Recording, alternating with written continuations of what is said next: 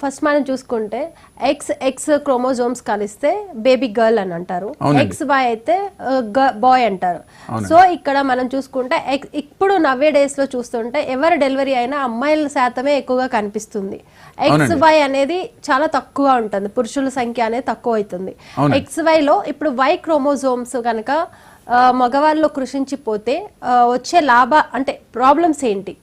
మంచి ప్రశ్న అమ్మా. ఎందుకంటే మనకు తెలియనటువంటి జెనెటిక్ సైన్స్ ఒకటి మనం తెలుసుకోవాలి. ఎందుకంటే పురుషుల లోపల ఒక Y క్రోమోజోమ్స్ ఉంటుంది. ఇక్కడ ఈ విజయాలు చూస్తే స్త్రీలో అయితే 2 X క్రోమోజోమ్లు ఉంటాయండి. ఒక X 2 Xలు కలిస్తే ఒక అమ్మాయి. అయితే ఇక్కడ గమనించి చూడండి, అబ్బాయిలో ఒక X ఒక Y. పురుషాధిక్యత కలిగినటువంటి మన సమాజంలో Y క్రోమోజోమ్ ఎంత ఉంది అంటే చాలా చిన్నదిగా ఉంది, 15% ఉంది. X చాలా పెద్దదండి, Y చిన్నది. ఇలా ఎందుకు జరిగింది? అసలు Y క్రోమోజోమ్ ఇంత చిన్నదిగా ఉండి పురుషులు ఎలా కలిగించగలుగుతుంది అది చూద్దాం.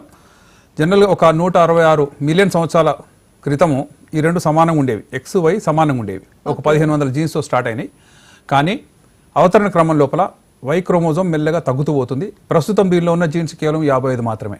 అంటే 1500 ఎక్కడ, 55 ఎక్కడ. అయినప్పటికీ కూడా ఈ Y క్రోమోజోమ్ మగపిల్లని కలిగించగలుగుతుందంటే అది గగనమే, చాలా అద్భుతమే. ఎందుకు ఇలా జరిగింది చూద్దాం. ఉదాహరణకు X క్రోమోజోమ్ Y క్రోమోజోమ్ ఈ 2 Xల మధ్యలో జెనెటిక్ డ్రిఫ్ట్ అవుతుందండి. కొన్ని జీన్స్ వెళ్ళిపోతాయి, రాలి పడిపోతుంటాయి. ఎందుకు ఇందులో కొన్ని కోట్ల జీన్స్ ఉన్నాయి, అవన్నీ పడిపోతుంటాయి. ఆ పడిపోతున్న క్రమంలో ఉదాహరణకు ఈ Xలో పోయింది అనుకోండి, దాని కాపీ ఇక్కడ ఉంది కాబట్టి దీని నుంచి కాపీ చేసుకొని మళ్ళీ రిస్టోర్ చేసుకుంటుంది, రిపేర్ చేసుకోగలుగుతుంది.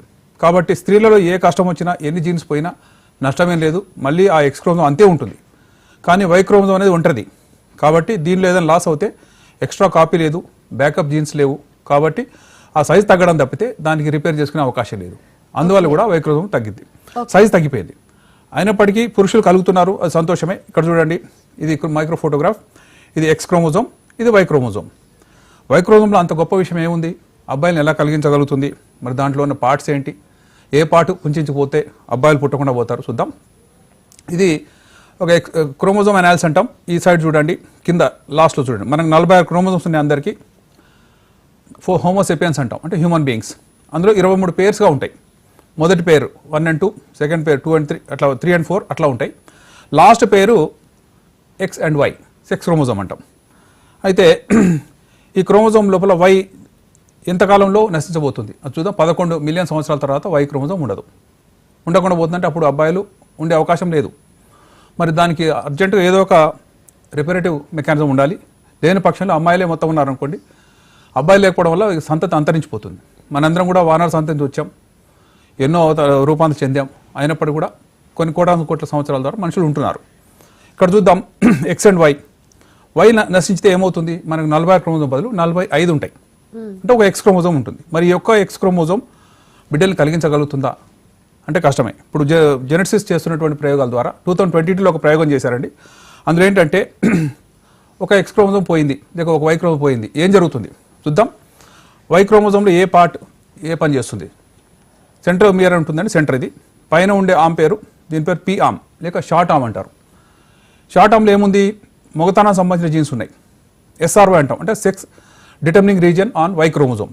ఈ పై భాగంలో ఈ కింద ఉన్నది లాంగ్ ఆమ్ అండి, దీన్ని Q ఆమ్ అంటాం.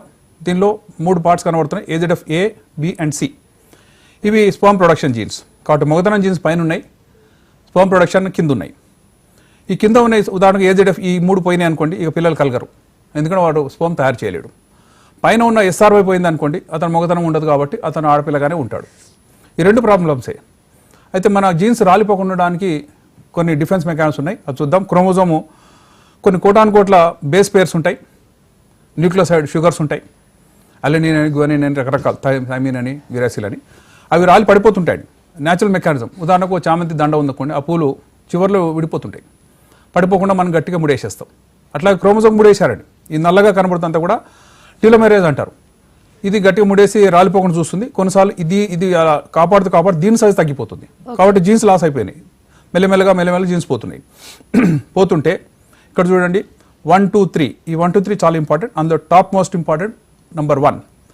ఈ 1 ఏం చేస్తుంది? ఉదాహరణకు నశించిపోతుంది, జీన్స్ పోతున్నాయి. ఎవరినో ఒక ధనవంతుడు చనిపోతున్నాడు అనుకోండి, తన నిధి ఎక్కడ ఉందని చెప్పిపోతాడండి.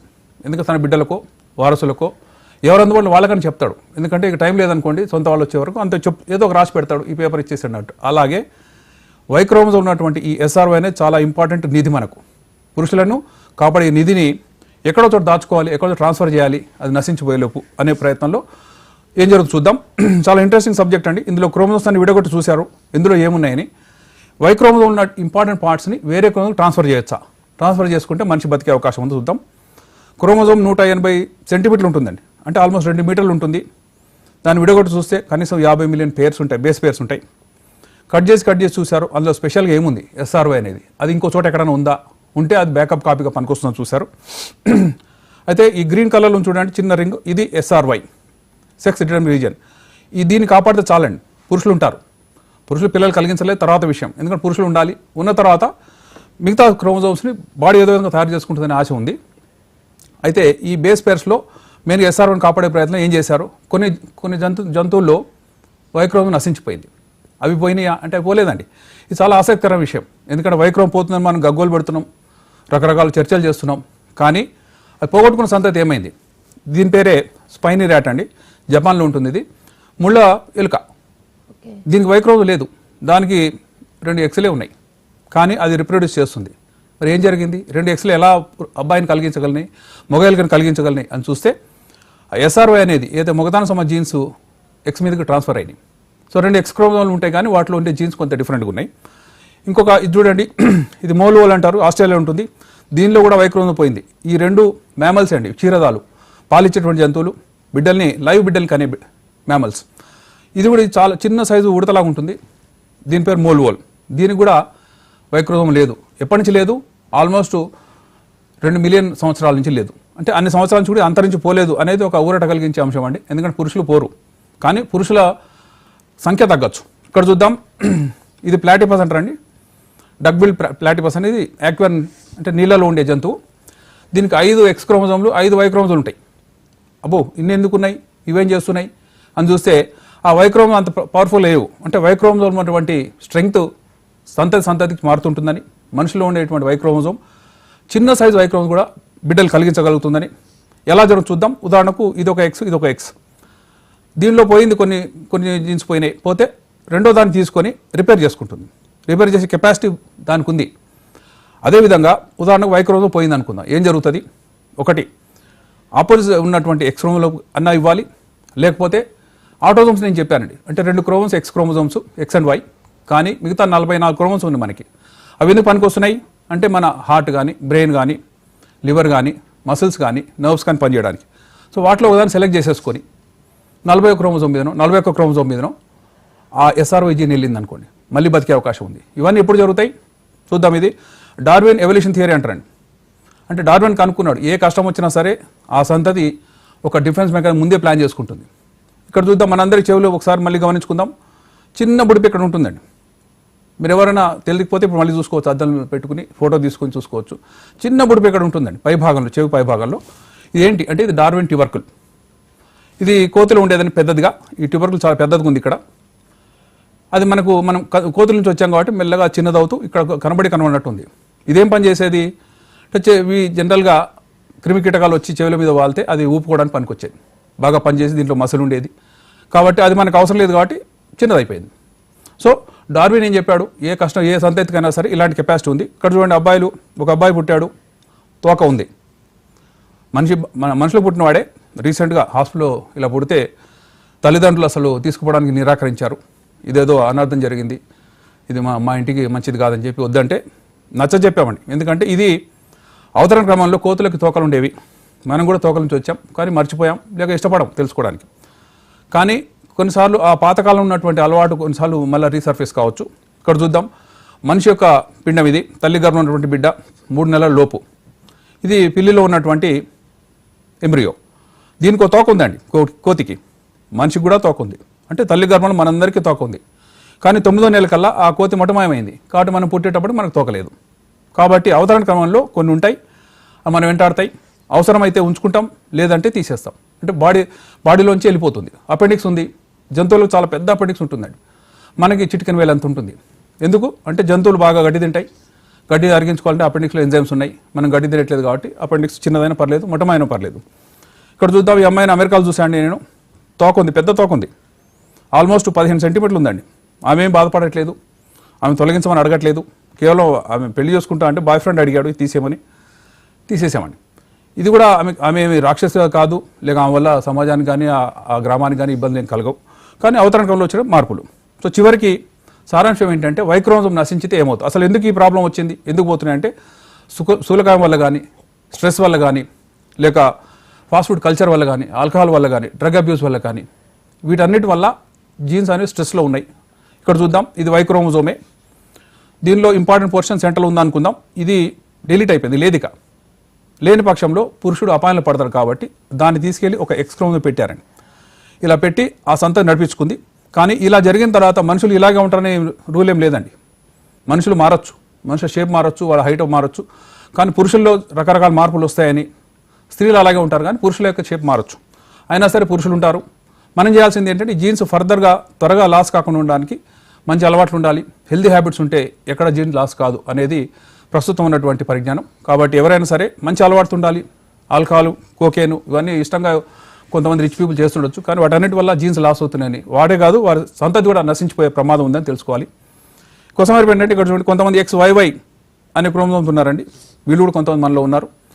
వీళ్ళ నేచర్ ఏంటి అంటే ఆవేశపరులు, వైలెన్స్, రేపు ఇలాంటివన్నీ చేస్తారని. కాబట్టి వై క్రోమోజోమ్ ఎక్కడున్నా సరే ఒక ఆవేశపూరితమైనటువంటిది, శరీర దారుఢ్యం కలిగినటువంటి క్రోమోజోమ్, అది నశించకుండా చూసుకోవాలి. తద్వారా మానవ సంతతి అనేది ఇలా కొనసాగడానికి, స్త్రీలు మేమే ఉంటాం కదా మరి పురుషులు ఎట్లా అనే బాధపడకుండా, లేక సంతతి అంతరించిపోతే మళ్ళీ మనుషులు పోయి ఇంకెవరు వస్తారు, మళ్ళీ కూతురు వెళ్ళిపోతామని భయం లేకుండా తప్పకుండా everybody should have good life style.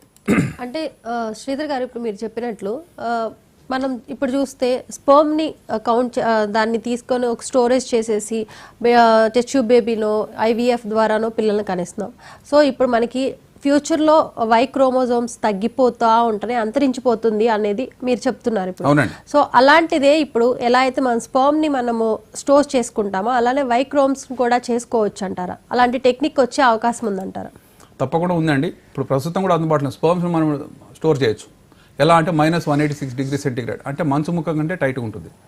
మీరు ఎవరైనా సరే పురుషులు క్యాన్సర్ ట్రీట్మెంట్ తీసుకోవాలి, మాకు క్యాన్సర్ వచ్చింది, నేను క్యాన్సర్ క్యూర్ అయినా మళ్ళీ పిల్లలు కన్నా తలుచుకున్నాను అంటే క్యాన్సర్ ట్రీట్మెంట్లో స్పర్మ్స్ పోతాయి, ఓకే, ఎగ్స్ కూడా పోతాయి. ఎందుకంటే ఆ క్యాన్సర్ సెల్స్ అంతా అంటే ట్రెమెండస్ ఎఫెక్ట్ ఉంటుంది. తుఫాన్ వచ్చిపోతే ఎలా ఇల్లు కూలిపోతుందో అలాగా ఆ క్యాన్సర్ ట్రీట్మెంట్ తర్వాత సెల్స్ అన్ని పోతాయి. కాబట్టి మళ్ళీ రికవరీ అవుతుందో మనకు తెలియదు. కాబట్టి స్పర్మ్స్ని మనం దాచుకోవచ్చు. ఎన్ని సంవత్సరాలు అంటే ఎటర్నల్గా కొన్ని వందల సంవత్సరాలకు దాచుకునే అవకాశం ఉంది. అలా సంవత్సరానికి 6,000 ఛార్జ్ చేస్తారండి. అంటే మేము కూడా IVF సెంటర్ నడుపుతున్నాం. అందులో సంవత్సరానికి 6,000 రూపాయలు. దాంట్లో వాళ్ళు 2 years 3 years వాళ్ళు డెసిషన్ తీసుకుంటారండి, 4 yearsకో ఇక చాలండి అంటే మళ్ళీ వాళ్ళ స్పర్మ్ని రియాక్టివేట్ చేసి వాళ్ళకు సంతానం కలిగించే అవకాశం ఉంది. వద్దంటే డిస్కార్డ్ కూడా చేస్తాం. అయితే ఇప్పుడు వందలాది వేలాది సంవత్సరాలు దాచుకునే అంత డబ్బు కట్టడం కానీ అది ఎవరికి కావాలి? ఇప్పుడు మనం వెళ్ళిపోయిన తర్వాత మేబీ ఒక జనరేషన్కి అవసరం ఉండొచ్చు, కానీ అది ఎటర్నల్గా పెట్టుకొని ఒక 1 కోటి సంవత్సరాలు ఉంచుకునే అవకాశాలు లేవు. కాబట్టి ఎవరైనా సరే ఆ జనరేషన్ వరకు లేక ఆ ఒక 10 years వరకు కొంతమంది ఎట్లా ఉంటారు, బాడీ బిల్డర్స్ ఉంటారు. ఇప్పుడు ఆ బాడీ బిల్డర్స్ కూడా చాలా ఎక్కువ ఎక్సర్సైజ్ వల్ల స్పర్మ్స్ సరిగా తయారు కాకపోవచ్చు. వీ అడ్వైజ్ దెమ్, మీరు ఇంత స్ట్రెస్ఫుల్ దాంట్లోకి వెళ్తాను కాబట్టి స్పర్మ్ దాచుకోండి. హెల్తీ స్పర్మ్స్ ఎప్పుడైనా తీసుకోవచ్చు. 70 yearsకి కూడా అతని స్పర్మ్ని యాక్టివేట్ చేసి అతని భార్యకు ప్రెగ్నెన్సీ కలిగించవచ్చు. అయితే ఆ స్పర్మ్ యొక్క ఏజ్ ఎప్పుడు ఎంత అంటే 70 years కాదండి. అతను ఏ సంవత్సరాలు ఇచ్చాడు, 30 సంవత్సరాలు ఇచ్చాడు అనుకుందాం. ఆ స్పర్మ్ ఏజ్ 30 సంవత్సరాల పురుషుడిదే ఉంటుంది. కాబట్టి బిడ్డలు కూడా ఆరోగ్యంగా పుడతారు. జెనెటిక్ డిఫెక్ట్స్ ఉండేటువంటి అవకాశాలు చాలా తక్కువ. ఓకే, సో మనం లాస్ట్ ఎపిసోడ్లో చూసాము